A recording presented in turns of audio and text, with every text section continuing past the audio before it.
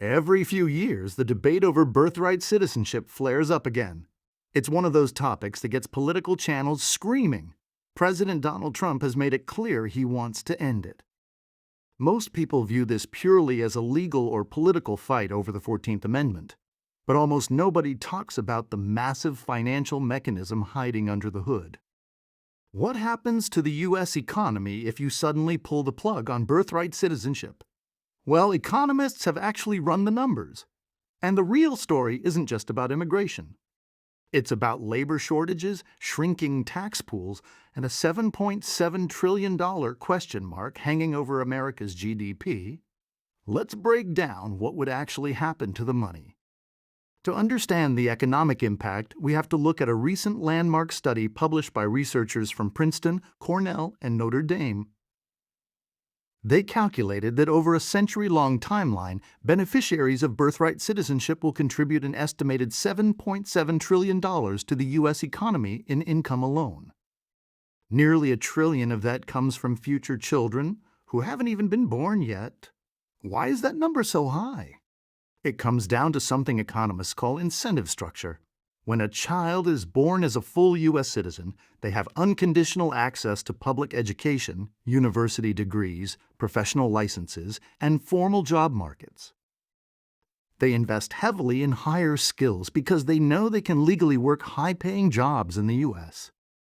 If you remove that status, you don't stop children from being born. You just remove their ability to legally participate in the high-wage economy. And when people can't enter high-wage industries, they don't build high-value wealth that gets cycled back into businesses, real estate, and local communities. Now, you might think, okay, but wouldn't this only affect low-wage, unskilled jobs? The data says the exact opposite. According to that same study, roughly 69% of birthright citizenship beneficiaries work or will work in jobs that require post-secondary education or specialized training. We're talking about nurses, tech workers, engineers, and teachers. In fact, about 14% of employed birthright beneficiaries work directly in healthcare. Here's where it gets dangerous for the broader economy. America's native-born population is aging fast. Birth rates are declining. We are already staring down massive structural labor shortages in critical industries. If you cut off citizenship at birth, economists estimate the U.S. workforce would lose around 400,000 college-educated, skilled workers over the coming decades. Imagine rural hospitals that already can't find enough doctors and nurses suddenly facing an even smaller pool of qualified candidates. Major economic twist: ending birthright citizenship wouldn't actually shrink the population. It would just expand the informal economy.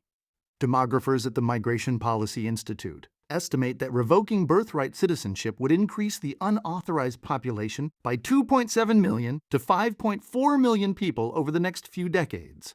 Why?